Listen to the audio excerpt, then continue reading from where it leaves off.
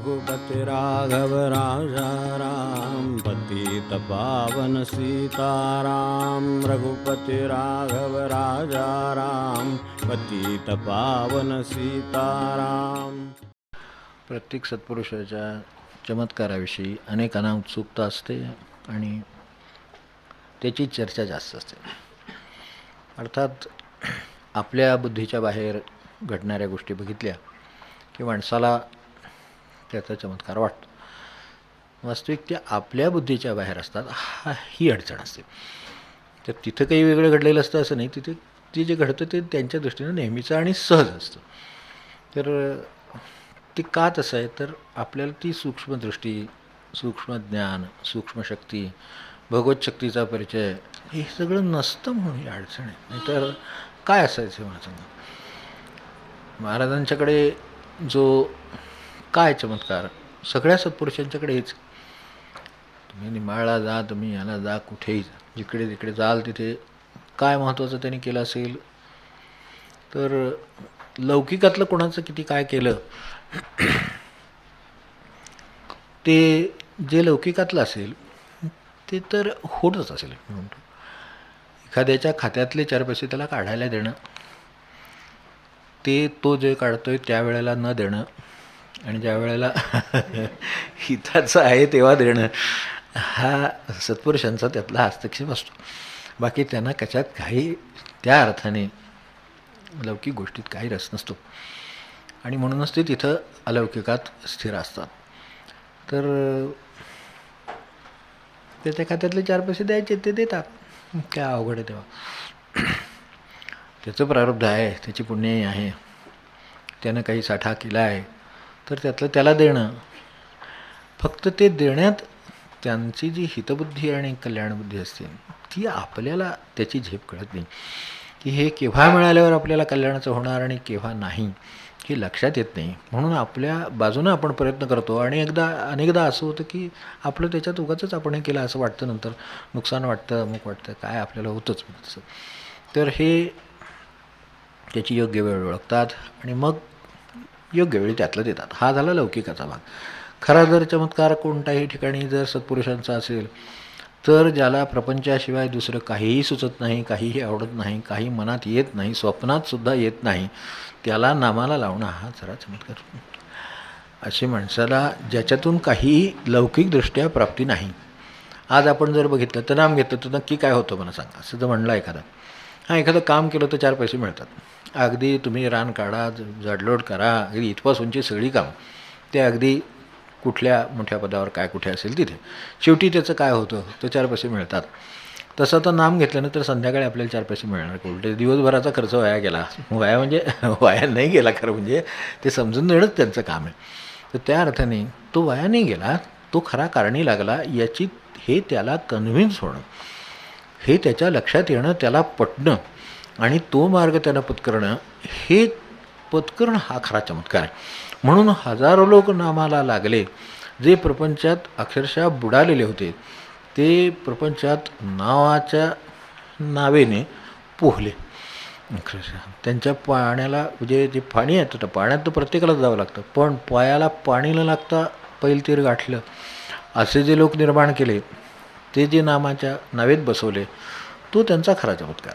कारण सहसा महाराजांनी म्हटले, आपल्याला अनेक वाक्य आपण वाचत असतात, त्याची आपण जुळणीसारखी करीत असतो।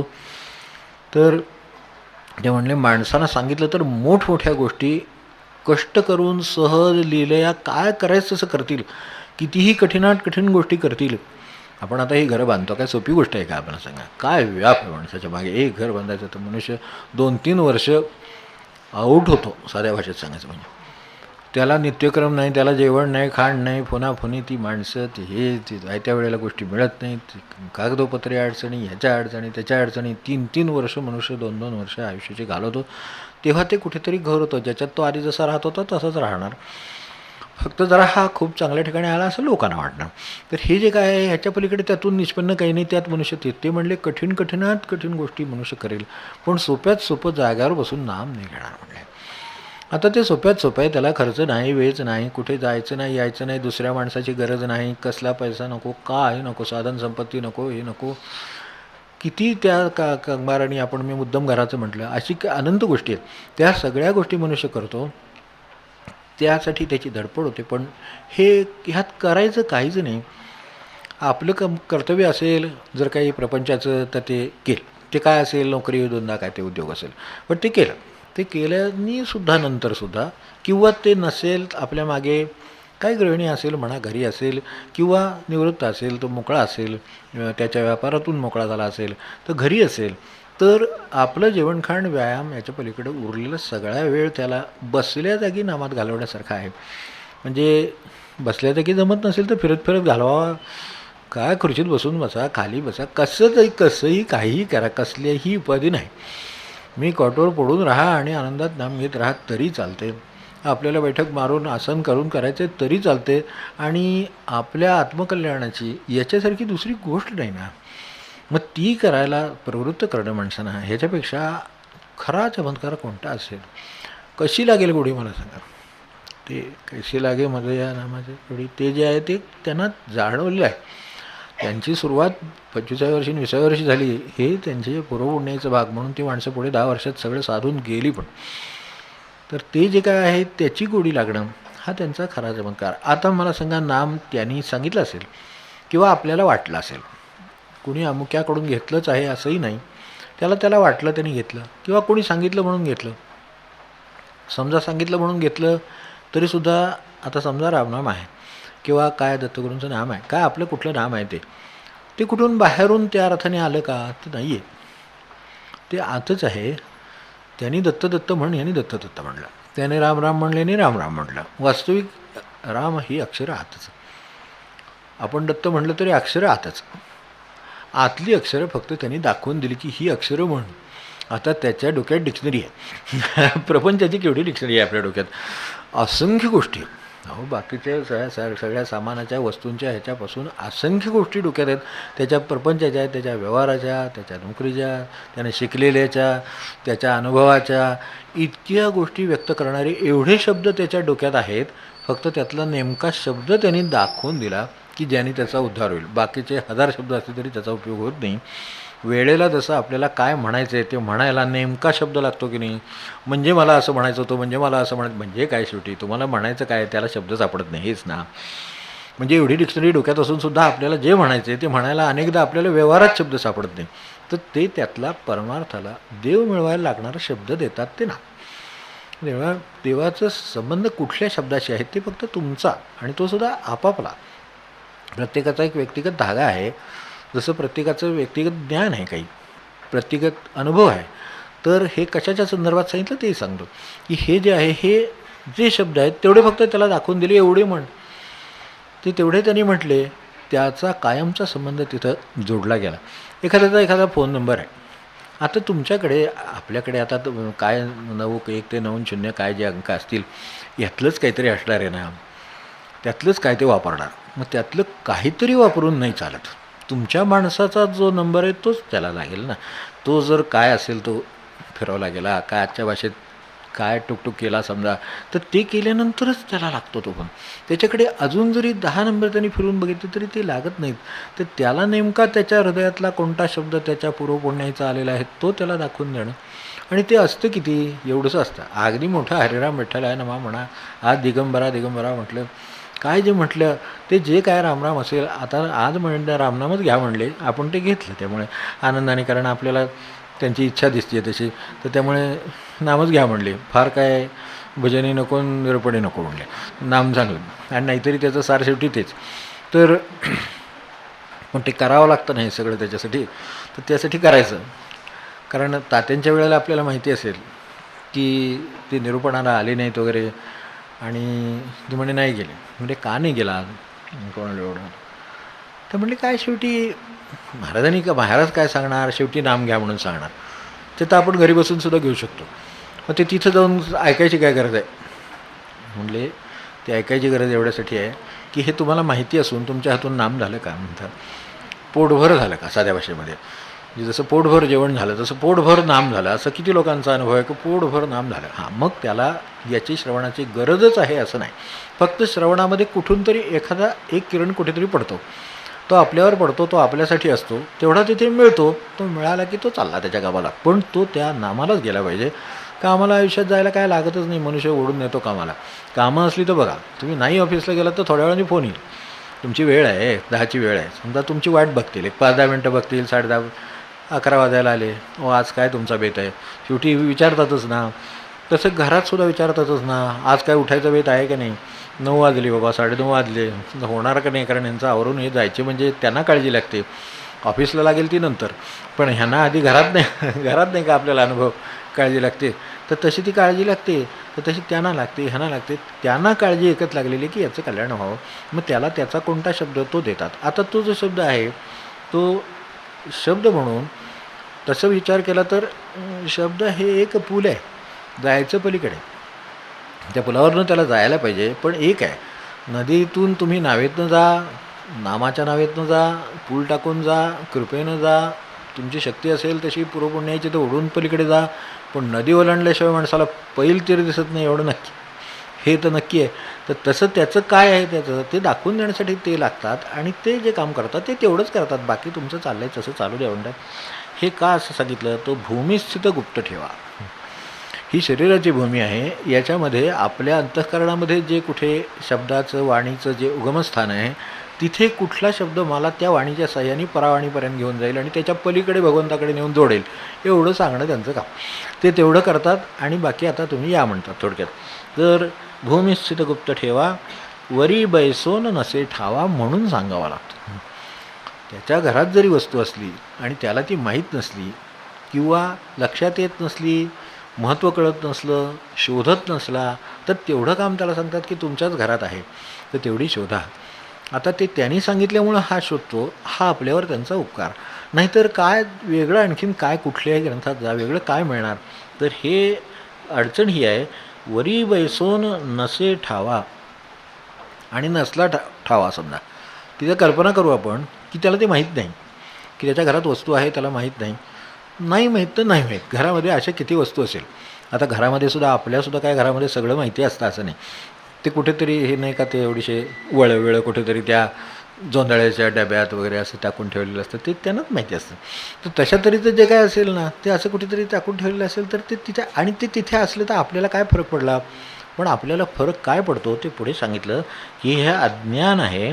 त्यामुळे माणसाला जे नेहमी असमाधान, तळमळ, हे जे सगळे गोष्टी अनुभवायला येतात, ते ज्ञान नसल्यामुळे येतात. त्याच्याकडे हे आहे तेव्हा अज्ञाने भरले शीत, अंग थरथरा कापत, कटकटा वाजती दंत, माया मोहे. वास्तविक आपला ठेवा तिथे, आनंद तिथे आहे. मी कितीही उपद्व्याप जगामध्ये केले तरीसुद्धा आनंदाला येऊन पोचणार नाही, एवढं नक्की. कुठेतरी सुखाची झुळूक येईल, आज म्हणतो तसं ही सर येईल, ती सुखाची येईल, हे खरं आहे, पण थोड्या वेळानं ती थांबून जाईल. तिचा सीझन संपला तर पुन्हा आपल्याला सरीची गाठ पडत नाही, झुळूक पुन्हा भेटत नाही, हे सगळं होतं. मग हे जर सगळं होतं, त्यामुळे मग मायामोही नुसतं बाहेरच्या ह्याच्यात तो इकडून तिकडे जसा घरात मनुष्य फिरत राहावा आणि त्याचं काही काम होऊ नये आणि त्याला त्याचा उपयोगही होऊ नये, तसं आयुष्याचं होतं हे त्यांना सांगायचं आहे. हे जे होतं त्याचं कारण अज्ञाने भरले शीत, थंडी भरली थोडक्यात म्हणजे, तर अज्ञानाने थंडी भरली. अंग थरथरा कापत, कटकटा वाजती दंत, मायामोहे. म्हणून हे ज्ञान करून दिलं की हे जे, आणि मायेनं माणसाचं बघितलं आहे आपल्याला कसं होतं. ते लहान मूल असलं तर ते परस्वाधीन आहे, त्याची वाटते माया, आणि त्यामुळे एकदा ते सारखं अगदी धरून त्याला, आपल्याला कल्पना प्रापंचिक माणसं आहेत, तर त्यामुळे त्यांना ते किती जपून धरून एकदा त्याला मोठं करावं लागतं हे माहिती आहे. पण हे मोठं केल्यावर आता माया राहते, त्याला काय करायचं. तर ते इथून निघाले गाडीतनं, ते पोचेल का नाही, गाडी जाईल का नाही, वेळेत मिळेल का नाही, जागात बसायला मिळेल का नाही, अमुकच होईल का नाही, किती माणसाला चिंता त्याच्या लागलेली असतात. ते पूर्वीच्या गाड्यामध्ये वरती आपल्याला ते साबण ठेवायला वरती जागा असते ना, तर ती आधीच कोणीतरी घेतलेली असते आपण जाण्यापूर्वी, रिझर्वेशन आपलं आहे, पण आता ती वरच्या जागेचं थोडंसं रिझर्वेशन आहे. ते काही वेळेला होतं तसं विवाद की ही तुमची काही जागा नाही, तुम्ही खाली बसा, ती तुमची जागा आहे, पण ह्याच्यावर जे आहे ती माझी, चालू राहतं तिकडे काय करायचं. आणि ते एकदा सामान घेऊन गेले, ते गेल्यानंतर ते काय ते वाटेत टाकून जाणार आहेत का, इतके का आपण त्यांना प्रशिक्षण दिलेलं आहे असं काही, की अगदी निर्मोही आहेत आणि अगदी त्यागी आहेत आपलं असलं तरी सामान गेलं तरी चालेल असं का होणार आहे. ते पायाखाली ठेवतील, सीटखाली ठेवतील, वर ठेवतील, कुठेतरी ठेवतील, जातील, पण इतकं मोठं असं तरी माया माणसाला ओढते. आणि ती इथेच नाही, पुढे खूप किती मोठा झाला तरी पुन्हा त्याला काळजी वाटतेच. आता काहींना आता पतीपत्नींना मोठ्या वयाला सुद्धा एकमेकांची काळजी वाटते. वास्तविक काळजी करण्यासारखं काही नसतं, पण काळजी वाटते. नीट जातील का नाही, नीट राहतील का नाही, नीट खातील का नाही, नीट जेवतील का नाही, नीट झोपतील का नाही, ते सगळं करतील नीट. आणि नसेल त्यांचं नीट तर फोन करतीलच आपल्याला की हे नीट नाही, ते नीट नाही, हे नाही. आपण आहोतच की करायला सगळं, तर ते करूच, कारण आपल्याला तरी कुठे जाग्यावर बसवतो. तर आता तो कॉलेजला आहे मुलगा, आता त्याचं आहे, तो गेला तिकडे. आपण ज्या वेळेला त्याला ॲडमिशन घेतो त्यावेळेला सगळं सराउंडिंग बघतो, ते हे बघतो, हे कसे आहेत, रेक्टर कसे आहेत, हे कसे आहेत, ते कसे. आता बघितलं ना सगळं. आता दिलं सोपून, आता जाऊ देत त्यांना. होत नाही तसं.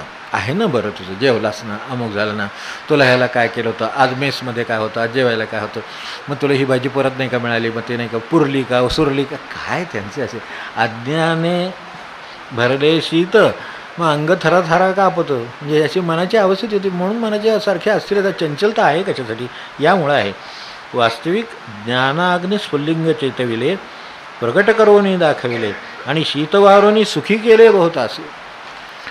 महाराजांचा दुसरा चमत्कार काय असेल तेवढंच सांगतो, कारण आपल्याला ह्या वेगवेगळ्या कारणाने आता वेळ झाला. पावसा पाण्याचं बाहेर दिसतंय चिन्ह, लगेच काही जाता येणार नाही, त्यामुळे 5 मिनटं तरी थांबूच आपण. लगेच सोडून करणार काय परत, ते छत्र्या पाहिजे, ते हे पाहिजे, इथं उभं राहायला पाहिजे बाहेर. त्याच्यापेक्षा अजून 5 मिनटं नामात गेली, चिंतनात गेली तर बरं होईल. नाहीतरी पुढच्या गुरुवारशिवाय कुठं आपल्याला गाठ पडणार आहे. तर त्यामुळं काही येतं आहे, ऐकू ते येतं आहे, एवढं खरं. एवढं ऐकू यायला पाहिजे, तेवढं आलं म्हणजे झालं, बाकीचं काय राहिलंच.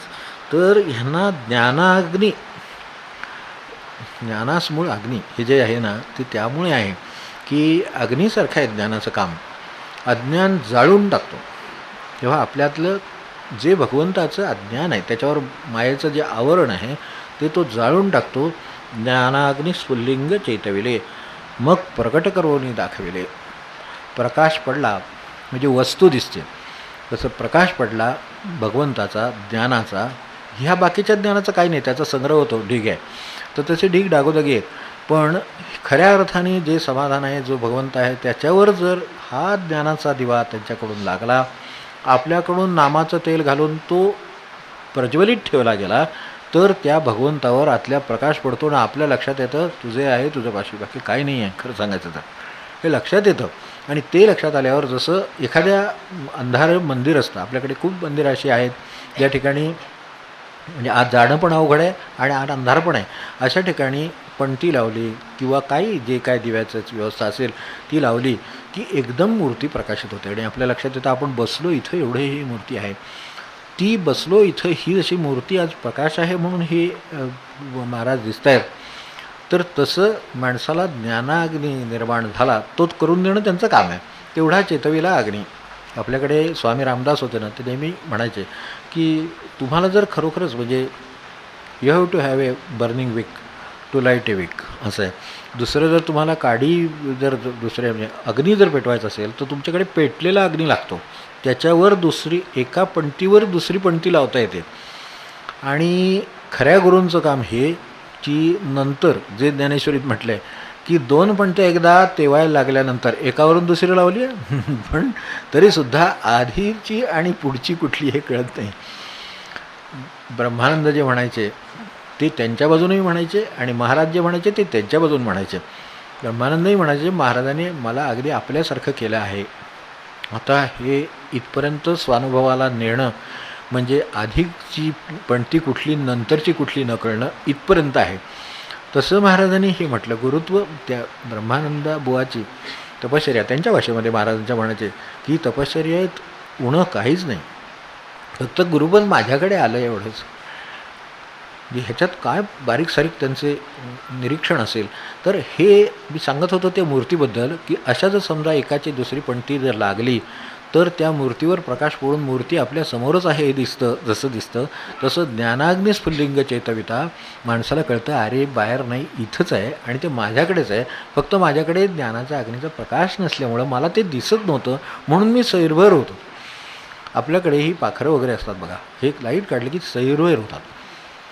साधं पाखरं आहेत खरं म्हणजे, उडणारी पाखरं आहेत. तुम्ही लाईट काढले की ती सैरभैर होतात. लाईट दिसला की लाईटकडे धाव घेतात. तर त्यांना प्रकाशाकडे धाव घेण्याचं कळतं. पुंडलिक वरदा हरी विठ्ठल श्री ज्ञानदेव तुकाराम.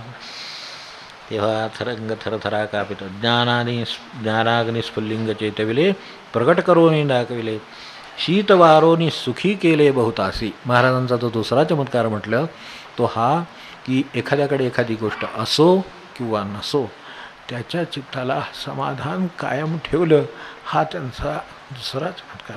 त्याचं कारण की त्याचा ज्ञानाग्नी प्रज्वलित झाला. मग त्याला आनंद कशाचा आहे हे शोधावं लागेल. थोडंसं 1 मिनिट त्याच्यासाठी द्यावं लागेल. एकच की ज्ञानाग्नी जो आहे तो त्याचा चेतल्यामुळं किंवा तो प्रज्वलित झाल्यामुळं त्याची वस्तू त्याला ज्याची वस्तू त्याला सापडली आहे खरं म्हणजे, पण तो प्रकाश कोणीतरी दाखवावा लागला. तो भले त्यांनी स्वतः तपश्चर्या केली असती तर त्याचा पडला असता.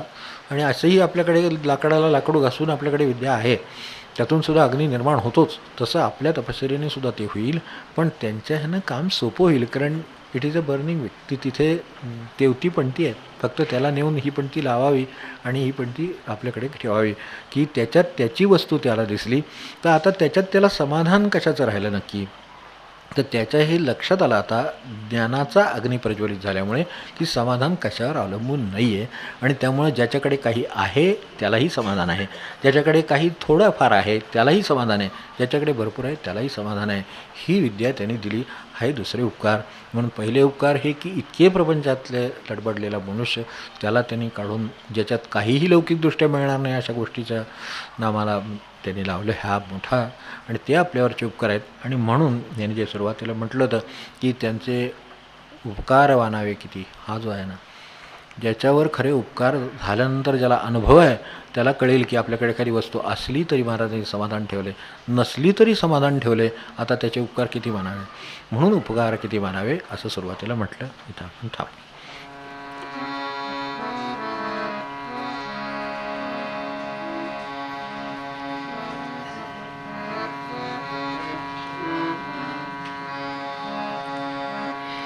राम कृष्ण हरी राम, राम कृष्ण हरी राम, जय जय राम कृष्ण हरी राम, जय जय राम कृष्ण हरी राम,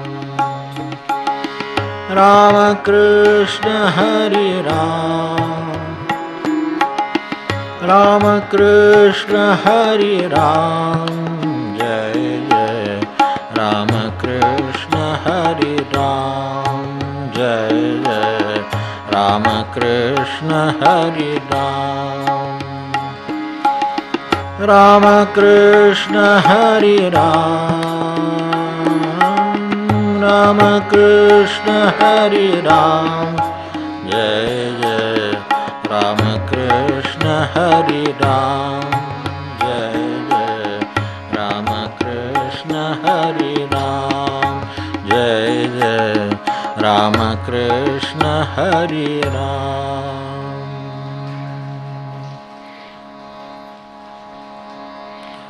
जानकी जीवन स्मरण जय जय राम.